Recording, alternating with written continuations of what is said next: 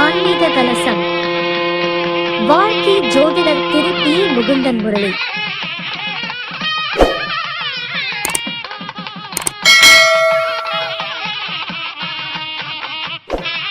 ஒரு தகவலை சேகரித்து அதில் என்ன விஷயங்கள் நம்மளால சொல்ல முடியுமோ அப்படின்ற விஷயத்த ரொம்ப அற்புதமான முறையில் ஐயா அவர்கள் கொடுத்தாரு. நம்முடைய மதுரையிலிருந்து வருகை புரிந்திருக்கக்கூடிய டாக்டர் சிவன் ஐயா அவர்களுக்கு மனமார்ந்த ஒரு நன்றியும் வாழ்த்தையும் இந்த நேரத்தில் தெரிவித்துக் கொள்வோம். அடுத்ததாக இந்த 85வது மாதாந்திர கருத்தரங்க கூட்டத்திற்கு தலைமை தாங்கி மாந்தி பற்றி மிக சிறப்பான முறையில் சிறப்புரைகள் நமக்கு கொடுக்க இருக்கிறாரு. ஐயாவை பற்றி சொல்லணும்னா நம்மளுடைய மகரிஷி ஜோதிட ஆராய்ச்சி அறிவியத்திலே மாந்தியை பற்றி ஒரு அற்புதமான ஒரு தகவலை பேசினாரு. கிட்டத்தட்ட அது 1 லட்சத்துக்கு மேல மக்கள்கள் அதை பார்த்தாங்க. ரொம்ப அற்புதமான ஒரு தகவலை, புதுமையான ஒரு விஷயத்தெல்லாம் ஆராய்ச்சி பண்ணார். அதனால ஐயா அவர்கள் இனிமேல் எந்த ஒரு மீட்டிங்கும் போனாலும் மாந்தியை தவிர வேற எதுவும் பேசுவதாக இல்லை அப்படின்றது ஒரு சங்கல்பத்தை இந்த மேடையில் அவர் உருவாக்கிட்டு இருக்கிறார். அதனால ஐயா அவர்கள் மாந்தியினுடைய மகிமை, மாந்தியின் பரிகாரம், மாந்தி எங்க இருந்தா நம்முடைய இல்லற சுகம் எப்படி இருக்கும் அப்படின்ற ஒரு ரகசியங்களை பற்றி இதுவரைக்கும் அவர் வெளியே பேசாத ஒரு அற்புதமான ஒரு தகவலை இந்த கருத்தரங்க கூட்டத்தில் நமக்கெல்லாம் கொடுக்க இருக்கின்றார். உங்களுடைய உற்சாகமான கைத்தட்டலோட ஐயா அவர்களை பேச வருமாறு வருக வருக என அன்போடு அழைக்கின்றோம்.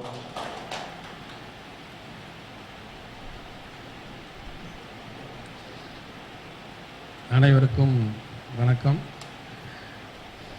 இந்த மாதாந்திர கருத்தரங்கத்திற்கு என்னை அழைத்து மகிழ்ந்த எனது ஆரோக்கிய நண்பர் முகுந்தன் முரளி ஐயா அவர்களுக்கும், மற்றொரு ஆரோக்கிய நண்பர் மணிமுருகன் ஐயா அவர்களுக்கும், மற்றும் இந்த அவையில் இருக்கக்கூடிய அனைத்து பெரியோர்களுக்கும், இந்த கருத்தரங்குக்கு வந்திருக்கக்கூடிய அனைத்து ஜோதிட நண்பர்களுக்கும், ஜோதிட வழிகாட்டிகளுக்கும் எனது மனப்பூர்வமான வாழ்த்துக்களையும் வணக்கத்தையும் தெரிவித்துக் கொள்கிறேன். முதல்ல பார்த்தீங்கன்னா, கருத்தரங்கத்திற்கு கலந்து கொள்வதற்கு ஒரு உத்தரவு வரணும். அது முருகப்பெருமான் வாரி வழங்கணும். பாலும் தெளிதேனும் பாகும் பருப்பும் நாளும் கலந்துனக்கு நான் தருவேன், கோலஞ்சை துங்க கரிமுகத்தின் தூமணியே நீ எனக்கு சங்கத்தமிழ் மூன்றும் தா, அணிகுண்டலமும் ருத்ராட்சமாலையும் ஆகமைந்துள் மணித்துளிதமும் திமிர்தொரு கைத்தான் மருங்குளுர பிணி நீங்கிடு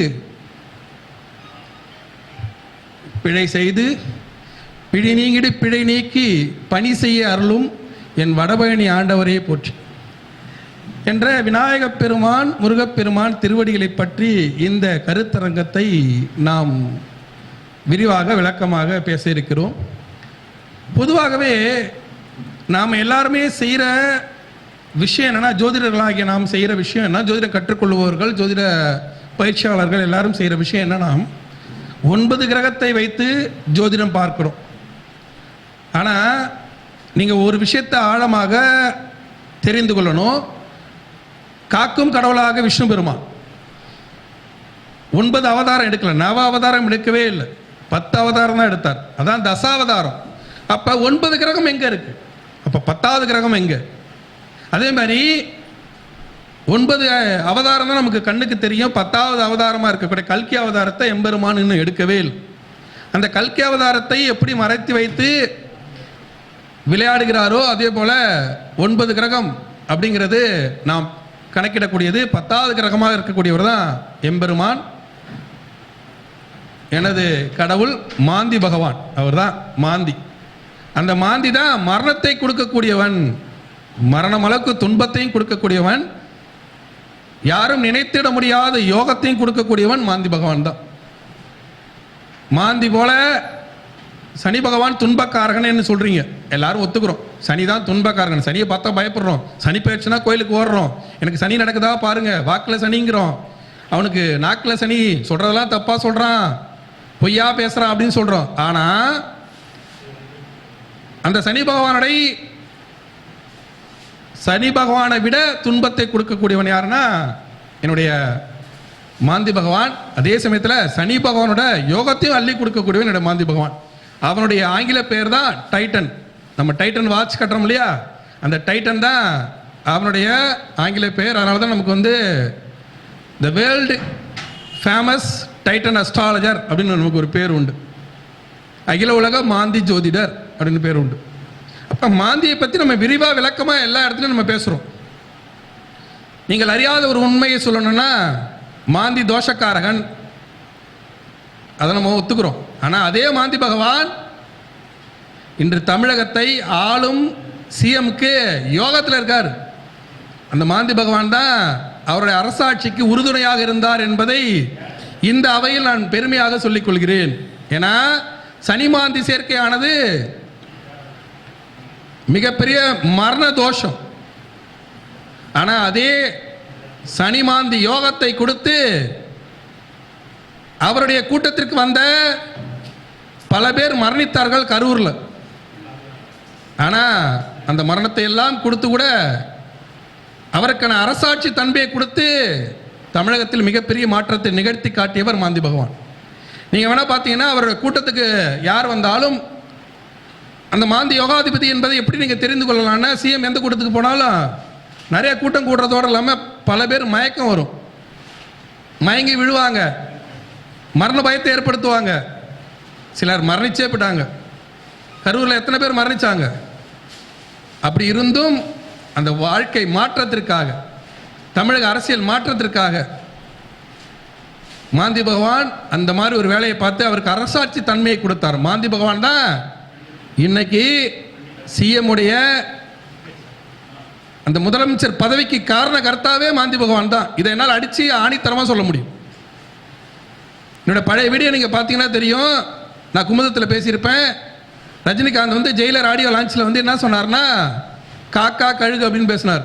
தன்னுடைய தன்னை வந்து கழுகாகவும் விஜயை வந்து காக்காவும் சொன்னார்.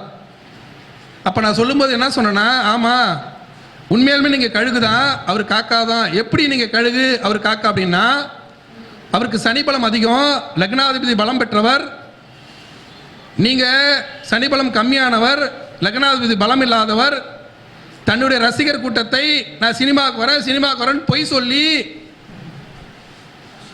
நீங்கள் நான் சினிமாவில் இருந்துட்டு அரசியலுக்கு வரேன்னு பொய் சொல்லி அரசியலுக்கே வராமல் தன்னுடைய ரசிகர் கூட்டத்தை அசிங்கப்படுத்தினவர் நீங்க. ஆனால் அவர் என்ன பண்ணார்னா,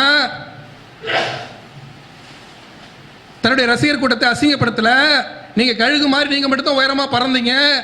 ஆனால் அவர் காக்கா என்ன பண்ணும், ஒரு சாதத்தை கொடுத்தீங்கன்னா அது மட்டும் சாப்பிடாது, கத்தி எல்லாரையும் கூப்பிட்டு சாப்பிடும். அதே போல் அவர் சனி பலம் கொண்டவர். சனி என்பது காக்கா, சனி பலம் கொண்டவர்.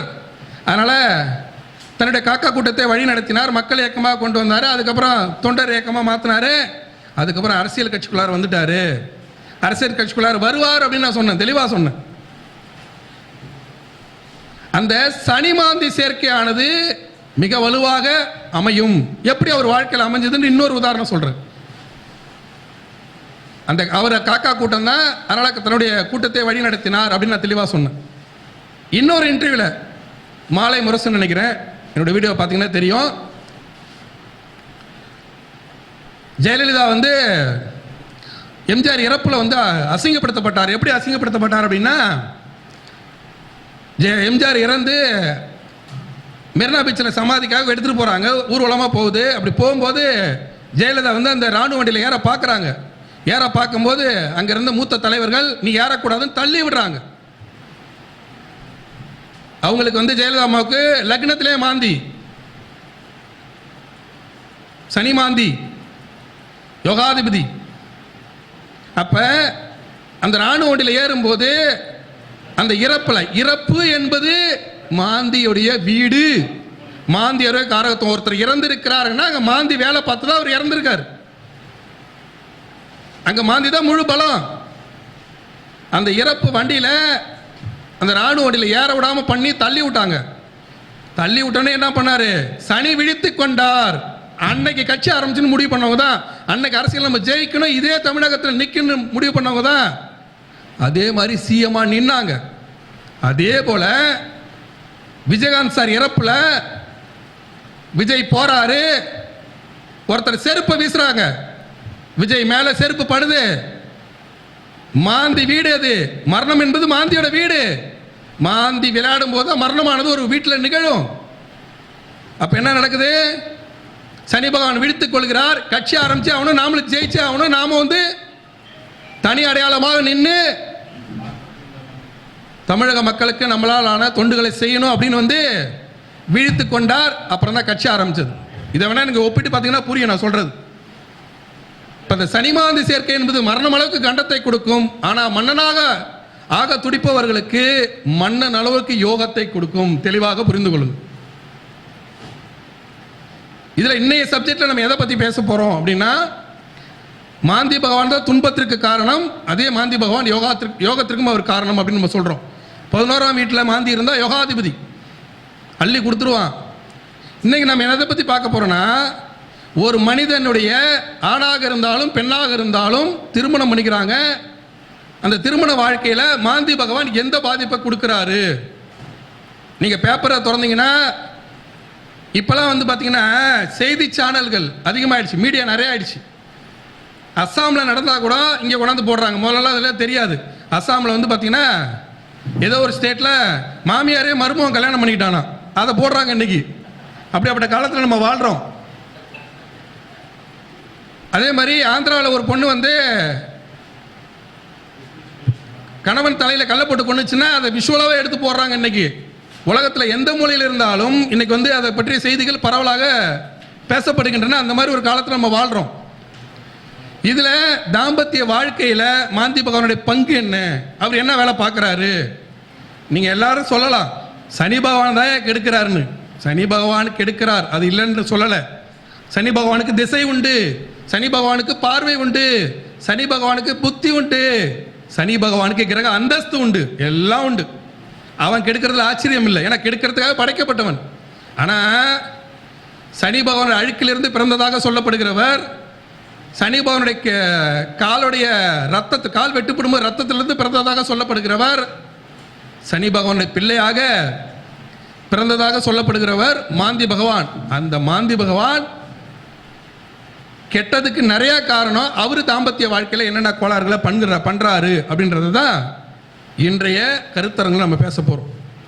பொதுவாகவே திருமண வாழ்க்கையில நம்ம ஜோதிடத்துறையில முக்கியமாக பார்க்கக்கூடியது என்ன அப்படின்னா, திருமண பொருத்தம், திருமண வாழ்க்கை அப்படின்னு நீங்க எடுக்கும்போது 10 பொருத்தத்தை மட்டும் பார்த்து ஜாதகம் சொல்லக்கூடாது. 3 பொருத்தத்தில் நல்லா வாழ்ந்தவங்க நம்ம பார்த்துருக்கோம்.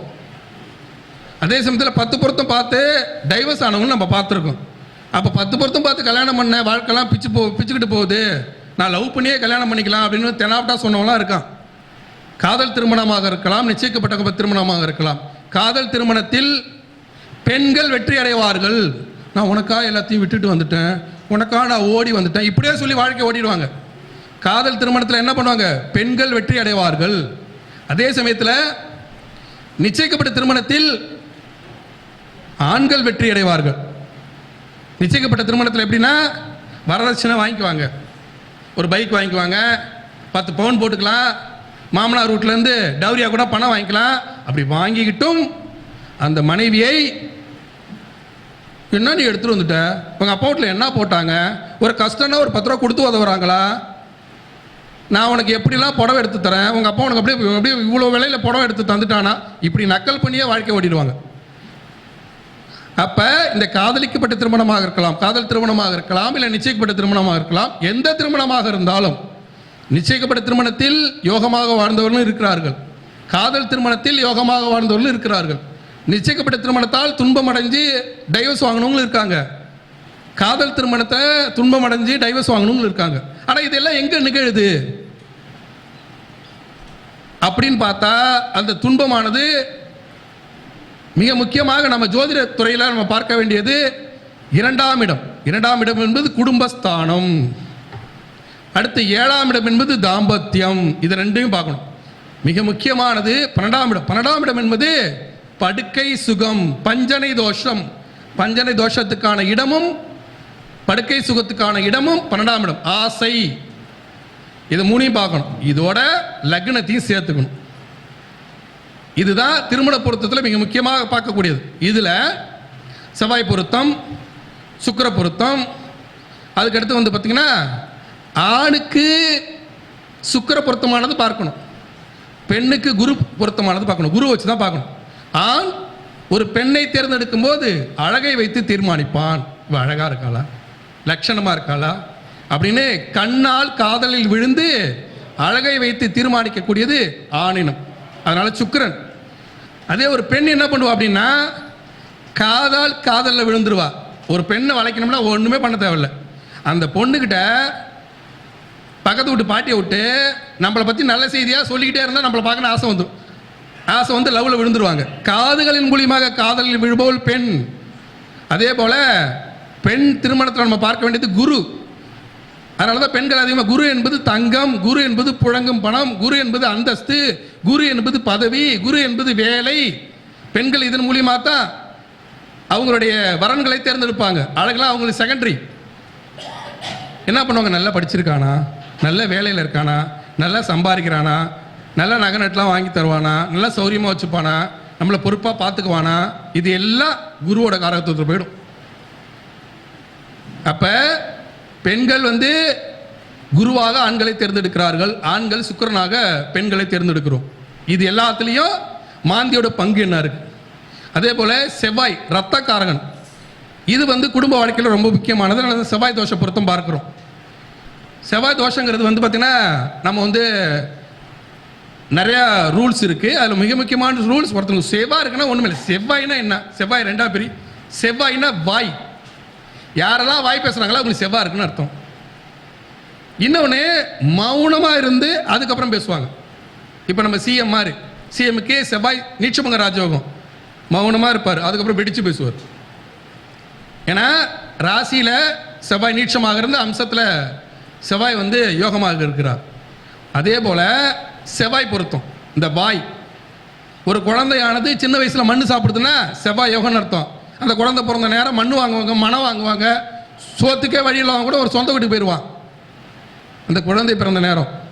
அதே மாதிரி ஒரு சில குழந்தைகள் வந்து பென்சில் சாப்பிடும், அதெல்லாம் புதன் யோகம்னு அர்த்தம். அதை வச்சு நம்ம கண்டுபிடிச்சிடலாம் இதெல்லாம் புதன் யோகம், புத்தியை வச்சு புடச்சிக்கோன்னு. அப்போ நம்ம இதில் முக்கியமாக நம்ம சப்ஜெக்டுக்கு வருவோம். மாந்தி எங்கே பாதிக்கப்படுகிறார் அப்படின்னா 2ஆம் இடம், 7ஆம் இடம், 12ஆம் இடம், செவ்வாயோடு சேரும்போது, சுக்கிரனோட சேரும்போது, குருவோட சேரும்போது, லக்னத்தோட சேரும்போது, இது எல்லாமே குடும்ப வாழ்க்கையை பாதிக்கும். இன்னொரு மிக முக்கியமான சூழ்ச்சி என்னன்னா, கள்ளக்காதலுக்கு மெயின் காரணமே எங்கால் தான். அது எந்த கள்ளக்காதலாக இருக்கலாம், மாமனாரை வச்சுக்கிட்டது, மச்சினிச்சியை வச்சுக்கிட்டது, அண்டை வீட்டில் வச்சுக்கிட்டது, இங்கே வச்சுக்கிட்டது, அங்கே வச்சுக்கிட்டது, எல்லாத்துக்குமான ஆதாரம் ஒரே ஆள், எங்க தலைவன் மாந்தி பகவான் மட்டும்தான். மாந்தி இல்லாமல் கள்ளக்காதலே இல்லை. நீங்க தெளிவாக புரிந்து கொள்ளுங்க. கள்ளக்காதல் வந்து கள்ளக்காதலின் காரகன் எங்க ஆள் தான். அதை பெருமையாக சொல்ல முடியும். நீங்க எங்க வேணா நோண்டி பாருங்க, எங்க ஆளை பார்க்காம, எங்க ஆளை நீங்க கணக்கு போடாம கள்ளக்காதலை நீங்க கண்டுபிடிக்கவும் முடியாது, கள்ளக்காதலை தீர்க்கவும் முடியாது. அதுக்கு ஆள் யாருன்னா எங்க ஆள் தான். அப்ப இதெல்லாம் குடும்ப வாழ்க்கையில் எங்க சிக்குது. ஏன்னா ஒரு பெத்த தாய், சின்ன சின்ன வயசு குழந்தைங்க, குட்டி குழந்தைங்க, கடந்த காலங்களில் நீங்கள் பார்த்துருப்பீங்க பேப்பரில், அபிராமின்னு ஒரு பெண், வெறும் பிரியாணி காதல். அதெல்லாம் தன்னுடைய குழந்தையை, நாய் கூட தன்னுடைய குட்டியை தானே சாப்பிடுது என்றால் அதுக்கான கணக்கு நிறையா இருக்கு. ஆனால் பெற்ற பிள்ளையை விஷ வைத்து கொள்ளும் அளவுக்கு கள்ளக்காதல் இருந்திருக்குன்னா அப்போ எந்த அளவுக்கு ஸ்ட்ராங்காக அந்த மாந்தி பகவான் உட்காந்து அந்த மாதிரி வேலையை பார்த்துருப்பாருன்னு புரிஞ்சுக்கோங்க. மாந்தியோடைய சூட்சமத்தை ஃபஸ்ட்டு நீங்கள் வந்து புரிஞ்சுக்கணும். மாந்தி எப்படி கெடுப்பாருன்னு. ஒரு மனிதனானப்பட்டவன் லக்னத்தில் மாந்தி இருக்காருன்னு வச்சுக்கோங்களேன். லக்னம் என்பது ஒரு மனிதனுடைய குணம், அவனுடைய எல்லா செயல்பாடுகளும் லக்னத்தை தான் குறிக்கும். தன்னுடைய ஒரு ஐயர் குலத்தில் பிறக்கிறான், இல்லை ஏதோ ஒரு குலத்தில் பிறக்கிறான், அந்த குலப்பெருமையை கெடுக்கிறான்னா அங்கே லக்னத்தில் மாந்தி இருக்காருன்னு அர்த்தம். ஏதோ ஒரு இடத்துல மாந்தி அங்கே தொடர்பு அர்த்தம். அப்படியே மாற்றி விட்டுரும், தோசை அப்படியே புரட்டி போட்டுரும். நல்லவனை கெட்டவனாக்கும் திறன் மாந்தி பகவானுக்கு உண்டு. கெட்டவனை அப்படியே மாத்திரம் டோட்டலாக புரட்டி போட்டுருவார். ஒரு நல்ல பெண், அழகான பெண், அழகாக வந்து குடும்பத்தில் அவ்வளோ பொறுப்பு, கணவன் மனைவி அவ்வளோ ஒற்றுமை, கருப்பாக இருப்பாவ, இவன் அந்த பொண்ணு கலராகவே இருப்பா, இவன் கருப்பாகவே இருப்பான். அப்படி இருந்து ரொம்ப அந்யோன்யம். என் புருஷனை விட்டு நான் வாழவே மாட்டேன், என் புருஷனை விட்டு எதுவுமே பண்ண மாட்டேன். அப்படி இருந்த ஒருத்தி அந்த மாந்தி பகவான் என்ன பண்ணுறாரு பாருங்க.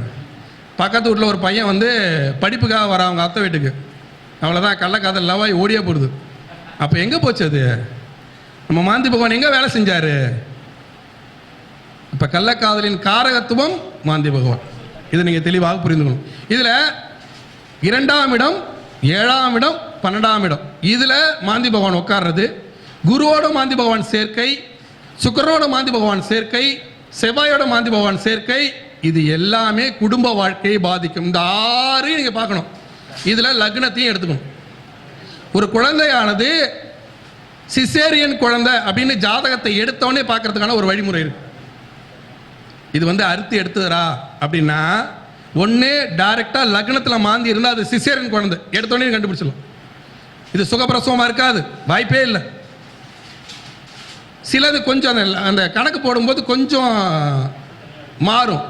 12ஆம் வீட்டில் இருந்தது சிசேரியனாக இருக்கும், இல்லைன்னா 2ஆம் இடத்துல வந்து சிசேரியனாக இருக்கும், இல்லாட்டினா லக்னத்தில் இருந்தால் கண்டிப்பாக சிசேரியன், 12ல் இருந்தால் பிரசவத்தில் பிரச்சனையாக இருக்கும், இல்லை சிசேரியனாக இருக்கும். பிரச்சனையாகி ரொம்ப நேரம் வந்து வலி எடுத்து அதுக்கப்புறம் அந்த குழந்தையானது பிறந்திருக்கும். அதேமாதிரி 2ஆம் இடமாக இருந்தாலும் பிரசவ பிரச்சனை ஆகி தான் பிறந்திருக்கும். இதை நீங்கள் எடுத்தோடனே சொல்ல முடியும். நம்மளை பற்றி ஒரு அபிப்பிராயம் நம்ம பார்க்க வரவங்களுக்கு ஏற்படும். இது லக்னத்து. ஏன்னா மாந்தி வந்து பார்த்தீங்கன்னா, இப்போ ஒருத்தனுக்கு வந்து ஒரு சிம்பிளாக புரிஞ்சுக்கோங்களேன். ஒரு அரசியல்வாதி, செவ்வாய் நல்லா வலுவாக இருக்குது, வாய் ஜாலம் காட்டி அப்படியே அரசியலில் பேசி பெரிய லெவல் போயிட்டான். அரசியலை பொறுத்த வரைக்கும் ஒருத்தனை திட்டணும், ஒருத்தனை புகழணும், அப்போ தான் வளர முடியும். இது அரசியலோட அடித்தடை. அப்போ அரசியலில் பேசினாலே எதிரிகள் உருவாவார்கள். அப்போ அந்த செவ்வாய் நல்லா போதா, அதே செவ்வாயானது மாந்தியோட தொடர்பு பெற்றிருக்கும். தொடர்பு பெற்றிருக்கும் போது செவ்வாய் திசை வரும், செவ்வாய் திசையில் சனி புத்தி வரும். செவ்வாய் திசை சனி புத்தி அங்கே மாந்தி இருக்காரு, கத்தி குத்தி வாங்கி செத்து போயிடுவாங்க, எதிரி வெட்டி கொண்டுடுவாங்க. நடு ரோட்டில் கவுன்சிலர் வெட்டி கொல்லப்பட்டார், மாந்தியோட வேலை. சொல்றது புரியுதுங்களா? அங்கே செவ்வாய் எங்கே உட்காந்து என்ன வேலை பார்த்தாருன்னு புரியுதுங்களா? மாந்தி எங்கே உட்காந்தாரு புரியுதுங்களா? அப்போ குடும்ப வாழ்க்கையில் என்ன பண்ணுறாரு அப்படின்னு பார்க்கணும். 2ஆம் இடம் என்பது ஒரு ஆணுக்கு ஒரு பெண் புதுசாக வீட்டுக்கு வர்றது, புது உறவு, மனைவியாக, தன்னுடைய பெற்றோருக்கு மருமகளாக புது உறவு வர்றது குடும்பஸ்தானம் 2ஆம் இடம். அந்த குடும்பஸ்தானத்தில் மாந்தி பகவான் வந்து உட்காந்துக்கிட்டார் ஒருத்தருக்கு அப்படின்னா, ஃபஸ்ட்டு என்ன பண்ணுவார்னா அந்த குடும்பம் நடத்த விட மாட்டார். அப்போ குடும்பம் நடத்துறதுக்கு அடிப்படை என்ன தேவை? ஒரு குடும்பம் நடத்தணும். ஒரு ஹஸ்பண்ட் ஒய்ஃபு, ஒரு பொண்ணு லவ் பண்ணாங்க, பொண்ணும் பையனும் லவ் பண்ணி ஓடி போயிட்டாங்க, கல்யாணம் பண்ணிட்டாங்க. அடுத்து என்ன தேவை? துட்டு தேவை, பணம் தேவை, வருமானம் தேவை. அங்கே கை வைப்பார். அப்போ வருமானத்தை கொடுக்க மாட்டார். ஒரு நாள் வருமானம் இருக்கும், 9 நாள் வருமானம் இருக்காது. அப்போ கணவன் மனைவி சண்டை வரும். நான் சொல்கிறது புரியுதுங்களா? கணவன் மனைவி சண்டை வந்தோடனே ஒரு பழமொழி, நீட்டான பழமொழி, ஒவ்வொரு ஆணும் மனதில் ஆழமாக வைத்துக் கொள்ள வேண்டிய பழமொழி, புரியுதுங்களா? வாழ தெரிந்தவனுக்கு, நல்லா புரிஞ்சுக்கோங்க, வாழ தெரிஞ்சவனுக்கு நிறைய வப்பாட்டி, வாழ தெரியாதவனுக்கு தன்னுடைய பொண்டாடி கூட அடுத்தவனுக்கு வப்பாட்டி. தெளிவாக புரிஞ்சுக்கோங்க.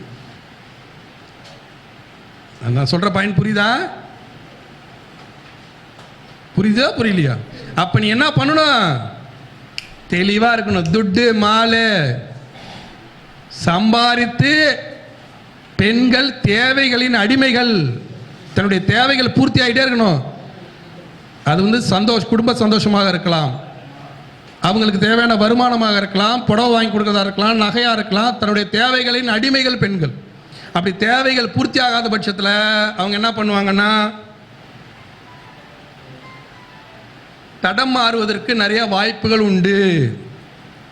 புரியுதுங்களா? அப்ப 2ஆம் இடத்துல மாந்தி உட்காரும் போது வருமானத்தை கெடுப்பாரு.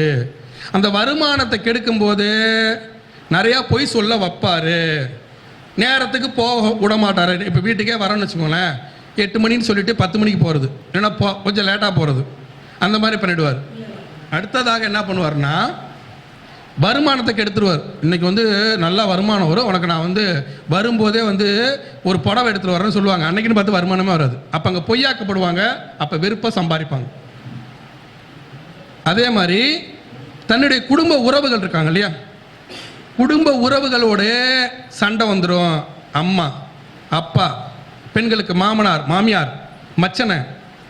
அப்போ அந்த குடும்ப உறவுல மரியாதையை கெடுத்து விட்டுருவாரு. ஒருத்தனுக்கு லக்னத்தில் மாந்தி இருந்தால் மாமனார், அதாவது சாரி, லக்னத்துக்கு 2ஆம் வீட்டில் மாந்தி இருந்ததுன்னா வருமான குறைபாட்டை ஏற்படுத்தி மாமனார் வீட்டில் அசிங்கப்படுத்துவார். தெளிவாக புரிந்து கொள்ளும்.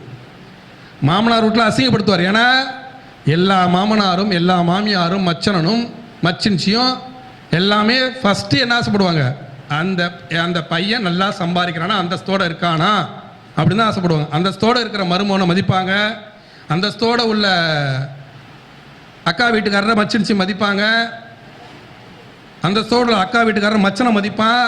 ஆனால் அந்த அந்தஸ்து தான் கெடுப்பார் 2ஆம் வீட்டில் வருமானத்தை கெடுத்து. அப்போ யார் மதிப்பா? அப்போ சண்டை வந்துடுதா? அங்கே மாந்தி என்ன பண்ணுவார்? ரேங்க் கனெக்ஷனுக்கு காரணமாயிடுவாரா? நான் சொல்கிறது புரியுதா புரியலைங்களா? எந்த விஷயமா இருந்தாலும் ஒருத்தருக்கு நல்லா இருக்கார், 2ஆம் வீட்டில் சுக்கிரன்பா, 2ஆம் வீட்டில் சுக்கிரன், 2ஆம் வீட்டில் சுக்கிரன் இருந்தால் என்ன ஆகும்? சுகபோக வாழ்க்கை, நல்ல அந்தஸ்து, நல்ல வீடு, நல்ல அந்தஸ்து, நல்ல ஒரு பாரம்பரியமான குடும்பம் எல்லாம் இருக்கும். அங்கே போய் மாந்தி வந்துச்சுன்னா என்ன பண்ணுவார்? இவர் லவ் மேரேஜ் பண்ணுவார். நல்ல பெரிய குடும்பத்தில் பிறந்துட்டோம், என்ன ஏதாவது ஒரு பொண்ணு மேலே மயங்கி, அது அழகோ அழகு இல்லையோ ஏதோ ஒரு அஃபெக்ஷன், அந்த கர்மா வேலை செஞ்சு இவர் போய் லவ் மேரேஜ் பண்ணுவார். அந்த லவ் மேரேஜ் பண்ணிட்டு அந்த பொண்டாட்டிக்காக அப்படியே உருகுவார். அந்த பொண்டாட்டிக்காக எல்லாம் செய்வார். எல்லாம் செஞ்சாலும் அந்த பொண்ணு என்ன பண்ணுவா? நீ அப்போ சொத்தை தானே வச்சு சாப்பிட்டுட்டு இருக்க, நீயா சுயமாக சம்பாதிக்கிறேன்னு கேட்க. ஏன்னா மாந்தி தான் கெடுத்துருவாரு, சுய சம்பாத்தியத்தை கெடுத்து விட்டுருவாரு. அப்போ வீடு இருக்கும்.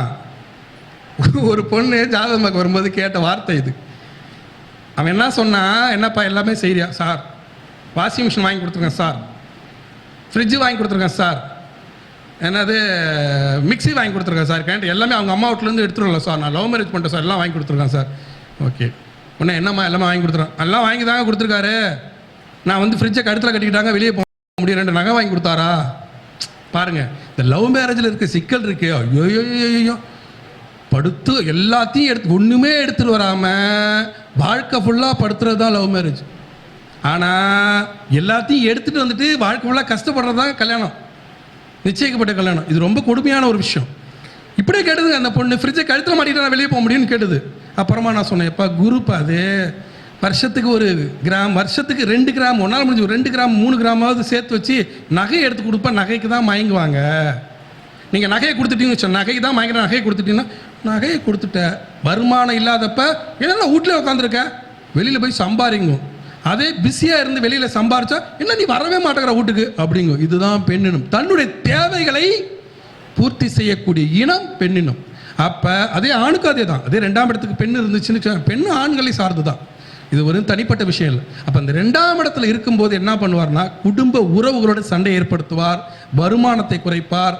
அதே மாதிரி பார்த்தீங்கன்னா ஒரே வீட்டில் வாழ விட மாட்டார், கூட்டு குடும்பத்தில் வாழ விடாமல் தனி குடுத்தனம் போக வைப்பார். தனி குடுத்தனம் போகும்போது செலவுகள் அதிகமாகிடும். அப்போ அங்கே வருமானம் டேலி ஆகாது. எப்படியாவது கெடுத்து மொத்தமாக கணவன் மனைவியை எதிரெதிர் துருவமாக மாற்றி விடுவார். அந்த எதிரெதிர் துருவமாக மாறும்போது, அது கணவனாக இருக்கலாம் மனைவியாக இருக்கலாம், எதிரெதிர் துருவமாக மாறும்போது அவங்களுக்குள்ள தாம்பத்தியமானது சுகம் இருக்காது. அதே மாதிரி அவங்களுக்கு தேவையானதை இவங்க பூர்த்தி பண்ண முடியாது, இவங்களுக்கு தேவையானதை அவங்க பூர்த்தி பண்ண முடியாது. ஒரு ட்ரெஸ் வாங்கி தர முடியாது. அதே மாதிரி இவங்க ட்ரெஸ் வாங்கினாலும் அந்த பொண்ணுக்கு பிடிக்காது, அந்த பொண்ணு சமைக்கிறது இந்த பையனுக்கு சாப்பாடு பிடிக்காது. இப்படியா பகையாகி அது கள்ளக்காதலாக மாறிவிடும். எங்கே ஒரு இடத்துல கள்ளக்காதலாக மாறிவிடும். எங்கே ஒரு விதத்தில் வந்து பார்த்தீங்கன்னா அந்த குடும்பமானது சிதைந்து விடும். 2ஆம் இடத்துல மாந்தி உட்காந்து குடும்ப உறவை சிதைத்து விடுவார். இப்போ புரியுதா? 2ல் மாந்தி உட்காந்து என்ன வேலை பார்ப்பாருன்னு?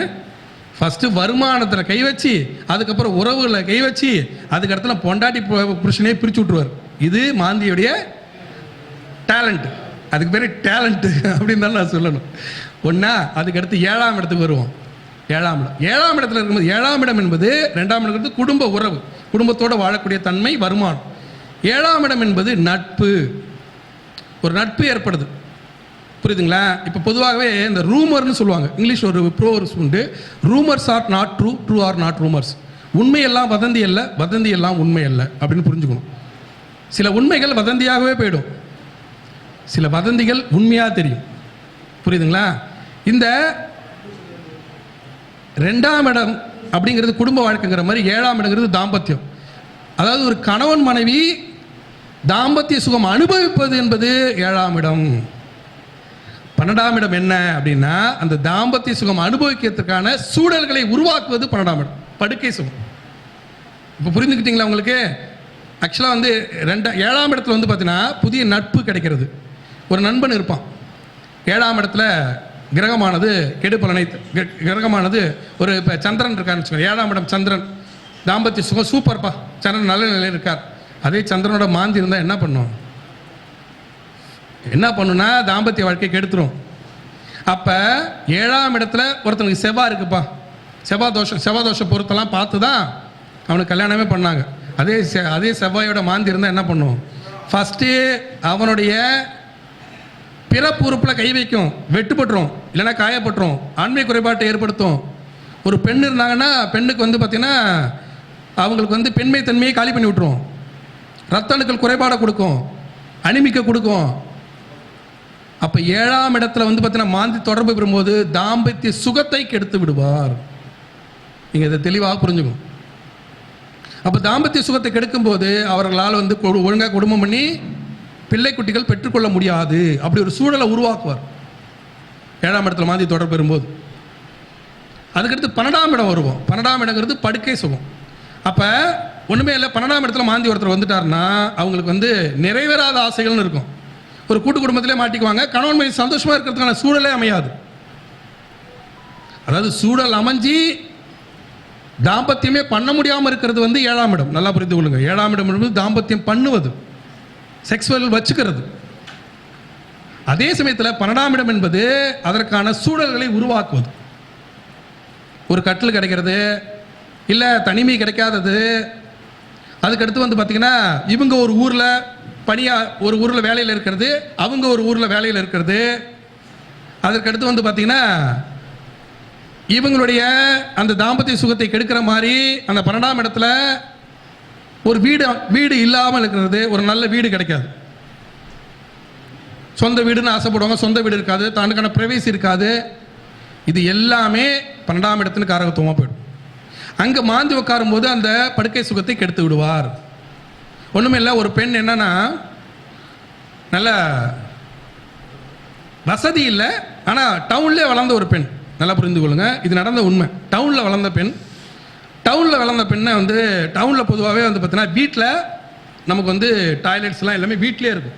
டவுனில் எல்லாருமே அட்டாச்சு பாத்ரூம்ஸு, ஏன்னா பாத்ரூம்ஸ் நம்ம கட்டி வச்சுருப்போம். அவங்க வந்து அவுட்டோரில் டாய்லெட்ஸ் போகிற அந்த வழக்கமே இருக்காது, அவங்களுக்கு அது பழக்கமே இருக்காது. அப்படிப்பட்ட ஒரு பெண்ணை இதுக்கு வாடகை குடும்பத்தில் வாழக்கூடிய ஒரு சராசரியான குடும்பத்து பெண், ஒரு ரொம்ப லோ கிளாஸ் தான், ஒன்றும் பிரச்சனை இல்லை. ஆனால் அந்த பெண் வந்து அவளுக்கு தகுந்த மாதிரி ஏதோ ஒரு வேலைக்கு போகிறா, அதில் வந்து ஒரு 10,000 15,000 சம்பாதிக்கிறா. அப்படி இருக்கிற அந்த குடும்ப பெண் வந்து கிராமத்தில் உள்ள ஒருத்தனை கல்யாணம் பண்ணிக்கிறா. இங்கே வீடு இல்லை, ஆனால் அவன்கிட்ட வீடு இருக்குது. இங்கே நிலம் இல்லை, ஆனால் அவன்கிட்ட நிலம் இருக்குது. ஆனால் அப்படிப்பட்ட கட்டிக்கிட்டு காலையில் திருமணம் 6 to 7:30 முகூர்த்தம் கல்யாணம் பண்ணிட்டு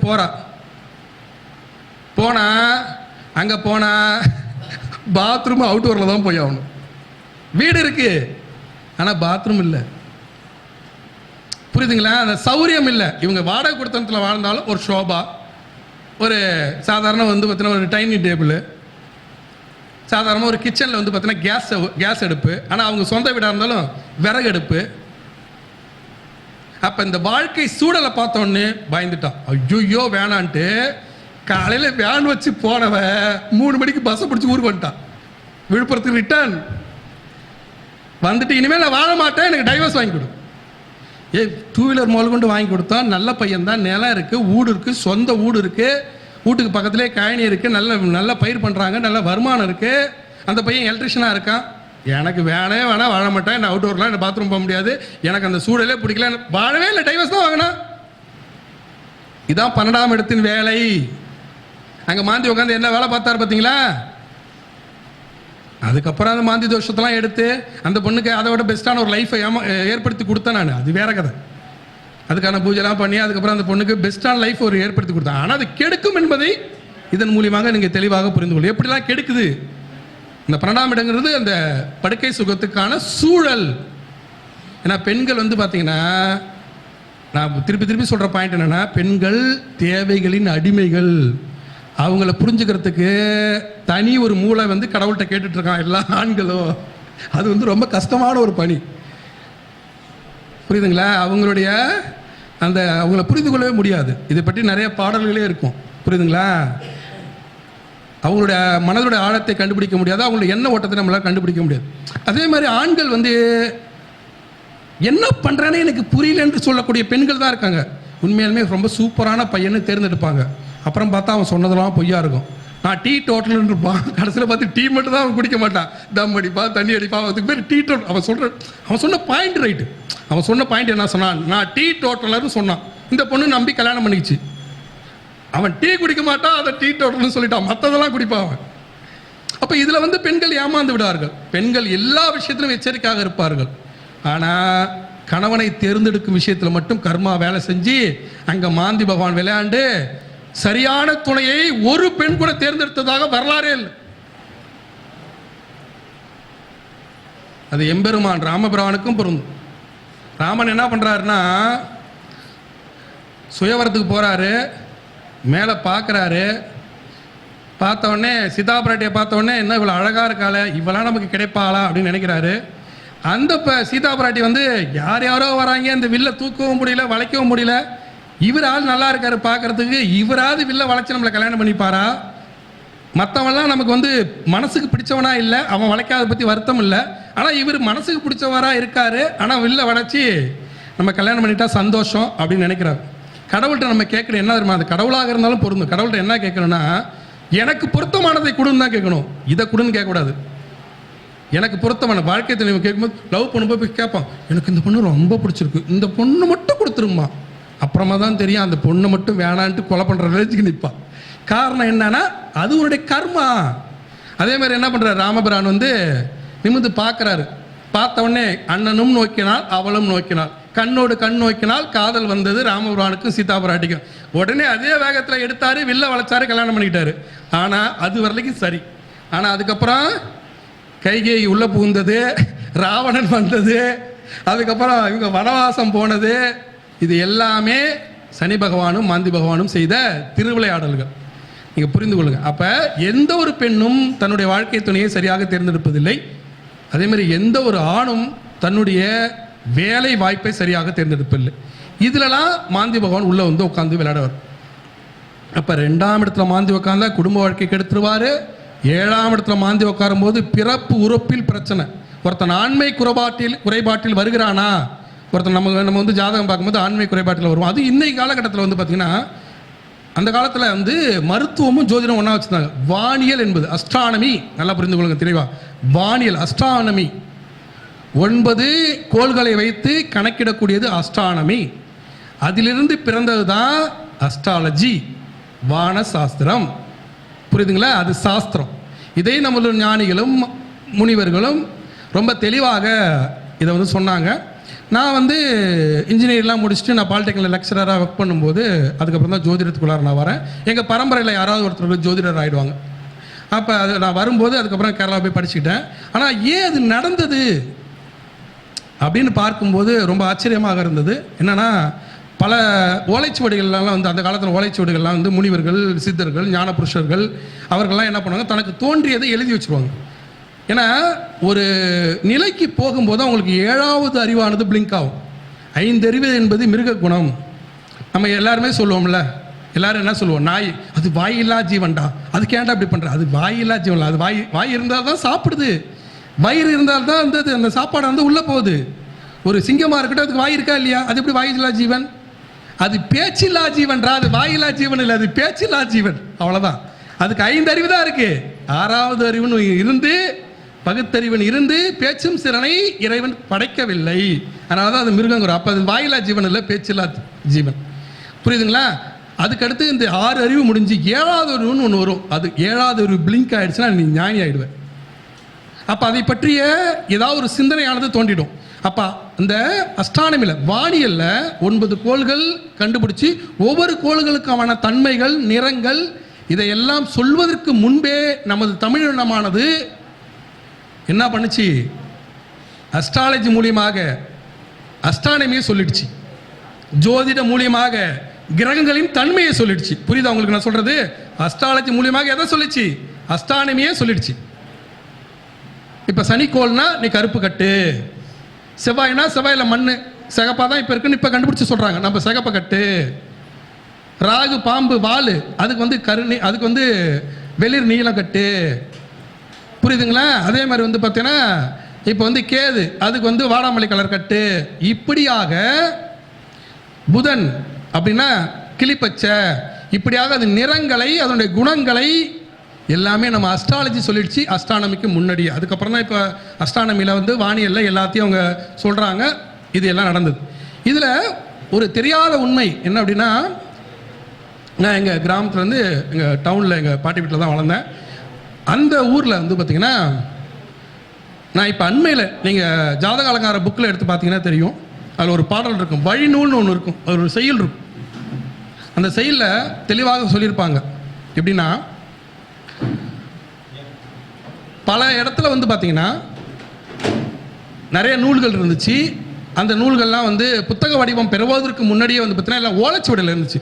அந்த ஓலைச்சுவடியில் இருந்த அந்த நூல்களை தொகுத்து எழுதியது எங்கள் ஊரை சார்ந்த ஒரு ஐயங்கார், ஒரு ஐயர், அதே போல் பக்கத்து ஊரை சேர்ந்த ஒரு ஐயங்கார். இவங்க 3 பேர் தான் அதை தொகுத்து வளர்ந்துருக்காங்க. அந்த மண்ணில் அந்த கோயில் இடத்துல அதில் வளர்ந்ததால் எனக்கு அது வந்துருச்சோ என்னமோ, பாரம்பரியமாக இன்னும் ஷார்ப்பாக வந்துருச்சு. இன்னும் எப்படி வந்துச்சு? ஷார்ப்பாக வந்துருச்சு. அப்போ நாம் இதில் மிக முக்கியம், இன்னைக்கு யாருமே தொடாத மாந்தி தொட்டு அதை வந்து இறைவன் கொடுத்த வரமாக நம்ம நினைக்கிறோம். மாந்தியில் வந்து ரொம்ப விரிவான ஆராய்ச்சி, விரிவாக நம்ம பண்ணுறோம்.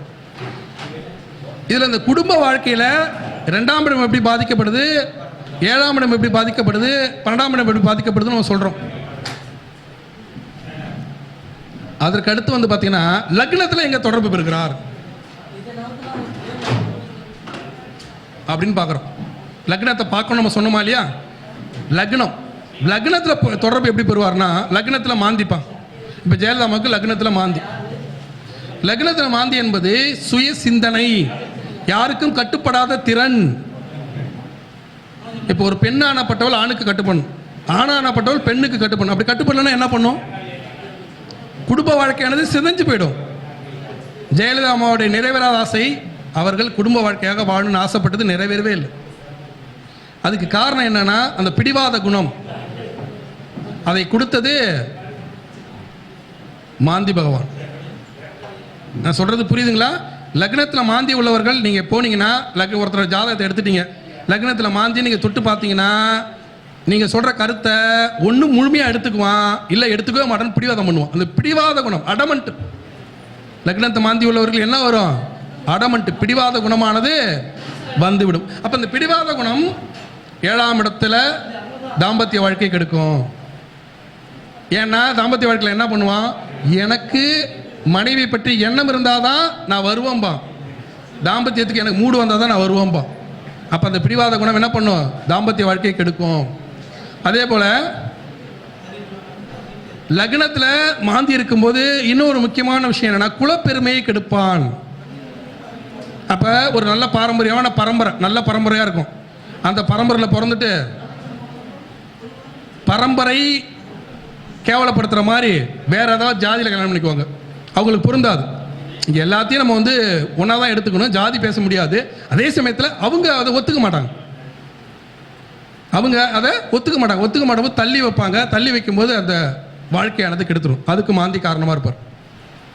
அதே போல் லக்னத்தில் அவனுடைய குணத்தையே மாற்றிடும். எப்படின்னா, ஆள் அழகாக இருப்பான், பண்ணுறதெல்லாம் திருட்டுத்தனம் பண்ணுவான். லக்னத்தில் மாந்தி திருட்டுத்தனத்தை தரும். ஒன்று, அடுத்தவருடைய பொருட்கு ஆசைப்படுவான், இல்லை அடுத்தவன் பொண்டாட்டிக்கு ஆசைப்படுவான், இல்லை அடுத்தவன் வேலைக்கு ஆசைப்படுவான், இல்லை அடுத்தவனுடைய அரசியல் பதவிக்கு ஆசைப்படுவான். இப்படியாக எதையாவது திருடுவான், தட்டி பறிப்பான். இப்போ தட்டி பறிக்கும் போது சில நேரம் வளர்ச்சியை கொடுக்கும், பல நேரம் கெடுத்து விடும். அப்போ லக்னத்தில் மாந்தி என்பது சில டேஞ்சர் தன்மையும் கொடுக்கும். அப்போ இது எல்லாம் கணக்கிட்டு தான் அது முக்கியமாக எதை பாதிக்குன்னா குடும்பத்தை பாதிக்கும். ஒருத்தர் ஒன்றும் இல்லை, லக்னத்தில் மாந்தி நான் ஒரு ஜோதிடம் பார்த்தேன். பக்காவான லாரி திருடன். எங்கே லாரி இருந்தாலும் லாரி அழகாக ஏறி உட்காந்து அசால்ட்டாக எடுத்துகிட்டு போயிடுவார். எடுத்துகிட்டு போய் பாட்டாக கழட்டி விற்றுருவார். எடுத்துகிட்டு போய் மொத்தமாக அவனுக்கு அந்த ஆளுக்கு தான் தெரியும் எங்கே போய் விற்றா விற்றுண்டு விற்று குடும்பத்தை நல்லா வளர்த்துட்டார். குடும்பம், ஏசி, வீடு, டிவி, எல்லா வசதியோட குடும்பம் இருக்கு. அந்த ஆள் இன்னைக்கு ஆயுள் தண்டனை கைதியாக ஜெயிலில் இருக்கார். காரணம் என்ன? தன்னுடைய வாழ்க்கையை வாழ முடியல. லக்னத்தில் மாந்தியானது தன்னுடைய வாழ்க்கையை வாழ விடாது. அப்ப திருட்டுத்தனத்தை கொடுத்து தன்னுடைய வாழ்க்கை என்ன பண்ணும்? கெடுத்து விட்டு விடும். அப்ப இந்த குடும்ப வாழ்க்கையில் இந்த லக்னத்தில் மாந்தி என்பது சம்பந்தப்படுதா இல்லையா? அதுக்கடுத்து சுக்கிரனோட மாந்தி, மிக முக்கியமாக குடும்ப வாழ்க்கையில் நம்ம கவனிக்க வேண்டியது என்ன? சுக்கிரனோட மாந்தி. சுக்கிரனோட மாந்தி என்பது அது ஆணுக்கு இருந்தாலும் பெண்ணுக்கு இருந்தாலும், தன்னுடைய ஒரு ஆணுக்கு இருந்ததுன்னா தன்னுடைய மனைவி மேலே அப்படி உருகுவாங்க. என் பொண்டாட்டி தான் எல்லாம், பொண்டாட்டி பேச்சு கேட்காம எதுவுமே செய்ய மாட்டாங்க. பொண்டாட்டி பேச்சு கேட்டுட்டு பெற்றவங்களை தள்ளி வச்சுருவாங்க, கூட பிறந்தவங்களை தள்ளி வச்சுருவாங்க. மனைவியே உலகம் என்று வாழ்வார்கள். அதே மாதிரி ஒரு பெண்ணுக்கு இருந்தால் கணவனே உலகம் என்று வாழ்வார்கள். அது வரைக்கும் அப்பா தான் எல்லான்னு சொல்லிட்டு இருந்தவங்க கல்யாணத்துக்கு அப்புறம் புருஷன் தான் எல்லான்னு மாறிடுவாங்க. என்னப்பா உங்கள் அப்பா உருகி உருகி வளர்த்தாரே, இவ்வளவும் செஞ்சாரே, அதை பற்றிலாம் அவங்களுக்கு மைண்டில் ஏறவே ஏறாது. சுக்கிரன் மாந்தி என்பது மைண்ட் பிளாக். மாந்தி ஃபஸ்ட்டு என்ன பண்ணால் மைண்ட் பிளாக்காக தான் கொடுப்பார். அங்கே தான் வைப்பார் கையவே. மைண்ட் பிளாக்குன்னு காரகத்தும் அவர் தான். புரியுதுங்களா? அப்போ என்ன பண்ணுவார்னா மொத்தமாக அப்படி பண்ணிடுவாங்க. ஆனால் அதே சுக்கிரன் மாந்தியோட கூடியிருக்கிறதால என்ன பண்ணுவார்னா, யாருக்காக நீங்கள் உருகி உருகி செய்தீர்களோ அவர்களே உங்களுக்கு துரோகம் இழைத்து விட்டு உங்களை முதல் எதிரியாக பார்ப்பார்கள். வச்சார்ல புள்ளிய. இப்போ சுக்கிரனோட மாந்தி என்பது மனைவிக்காக நீ உழுந்து உழுது செஞ்சியா, அதே மனைவி நீ செல்லம் கொடுத்த கணக்கு, செல்லம் கொடுத்து கெடுத்த மாதிரி மனைவிக்கு இதே சுக்கிரன் மாந்தியில இருந்து மனைவிக்கு ஊட்டி விட்டோன்னு நான் பார்த்துருக்கேன். ஆக்சுவலாக இவன் நல்ல வசதியானவன், வசதியே இல்லாத ஒன்று, ஒரு சாதாரண அட்டு கேஸு, அதை போய் லவ் பண்ணி அதை பெரிய அந்த கர்மா வேலை செஞ்சு அதுக்கு வந்து ஊட்டி ஊட்டி வளர்த்து அது என்ன பண்ணுச்சு, அடுத்தவனோட போயிடுச்சு. புரியுதுங்களா? ஆனால் தவறே செய்தாலும் திருப்பி அவங்க மேலே கடைசி வரைக்கும் பாசமாக இருக்கும். அது அம்சத்துலேயும் மாந்தி ஏதாவது வேலை செஞ்சுச்சுன்னு வச்சுக்கோங்களேன், சுக்கிரனோட தொடர்பு வச்சுன்னா கடைசி வரைக்கும் பாசமாக இருப்பாங்க. மற்றவர்களை விலக்கிட்டு தன்னுடைய மனைவி மேலே பாசமாக இருக்கும். அப்போ அந்த சுக்கிரன் மாந்தி ஆனப்பட்டவர் என்ன பண்ணுவார்னா, தன்னுடைய வாழ்க்கை துணை மேலே பிடிப்பாக இருந்து வாழ்க்கை துணை தனக்கு துரோகம் செய்வதற்கு காரணமாக இருந்து விடுவார். குடும்ப வாழ்க்கை கெடுத்துடும். முடிஞ்சா? அதுக்கடுத்து குரு மாந்தி நம்ம முக்கியமாக பார்க்கணும். குரு மாந்தி சேர்க்கை என்பது குருவோட மாந்தி இருந்து என்ன பண்ணுவார்னா, இந்த 2ஆம் வீட்டிலோ 7ஆம் வீட்டிலோ இதெல்லாம் இந்த 2, 7, 12 இதெல்லாம் நம்ம தொடர்பு படுத்தி பார்த்துக்கணும். அப்போ 2ஆம் வீட்டில் 7ஆம் வீட்டில் 12ஆம் வீட்டில் இருக்கும்போது என்ன பண்ணுவார்னா, வருமானத்தை கெடுக்கிறதோடு இல்லாமல் அந்த கணவனுக்கு மனைவி உண்மை இல்லாத தன்மை, அதாவது இவங்க என்ன வருமானம் சம்பாதிக்கிறாங்கன்னு பொண்டாட்டிக்கு தெரியாது. அதுமாதிரி பொண்டாட்டி என்ன திருட்டுத்தனம் பண்ணுறான்னு புருஷனுக்கு தெரியாது.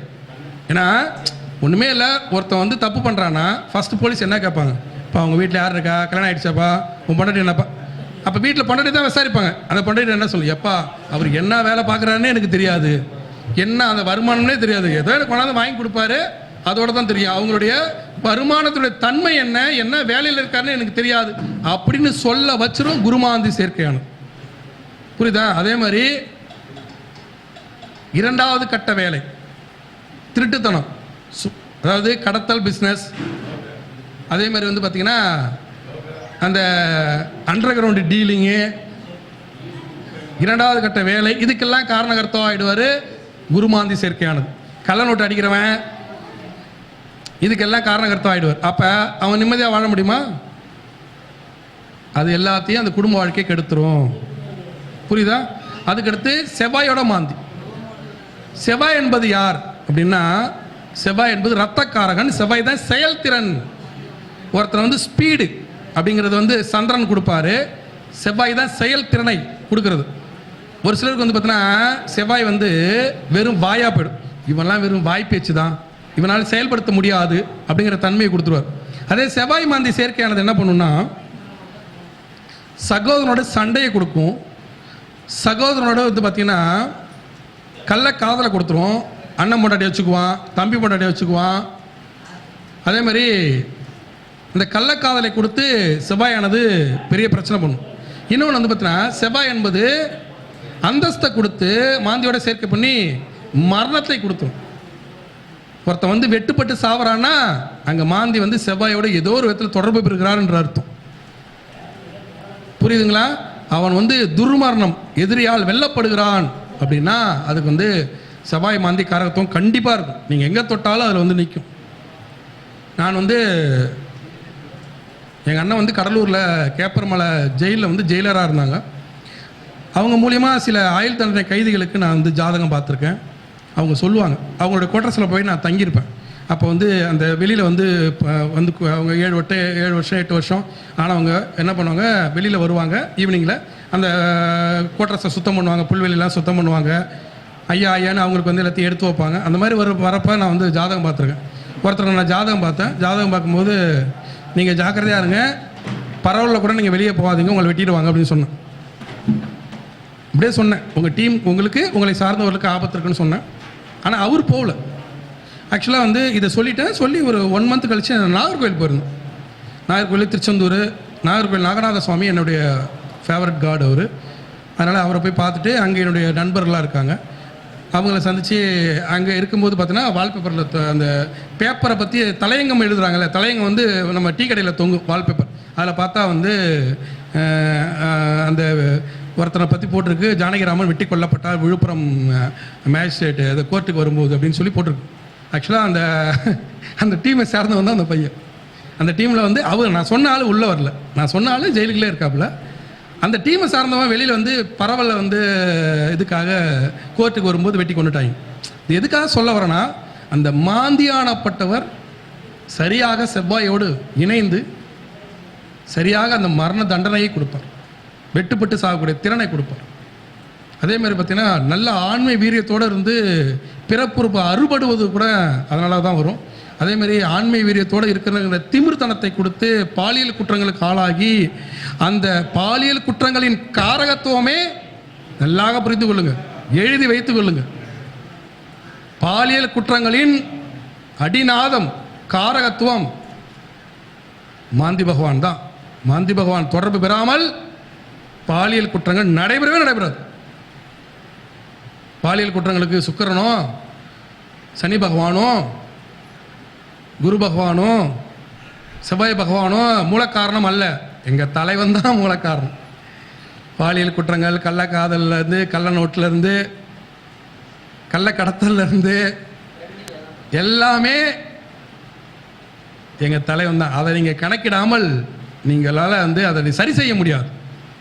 நோய் எது, நோயின்ற ஆணி வேறு எது? இப்போ நம்ம மேலே நீங்கள் 9 கிரகத்தை வைத்து பார்ப்பது என்பது மேலோட்டமான ஜாதகம், அதில் பல விஷயங்கள் சரியாகும். ஆனால் ஆணி வேர் மாந்தி பகவான் தான் அதனோட ஆணி வேர். அந்த ஆணி வேரை நீங்கள் சரி செய்யாமல், ஆனால் அந்த மாந்தி பகவானை பிடிப்பது என்பது அவ்வளோ எளிதானதில்லை, அதற்கான நிறைய பயிற்சி வேணும்.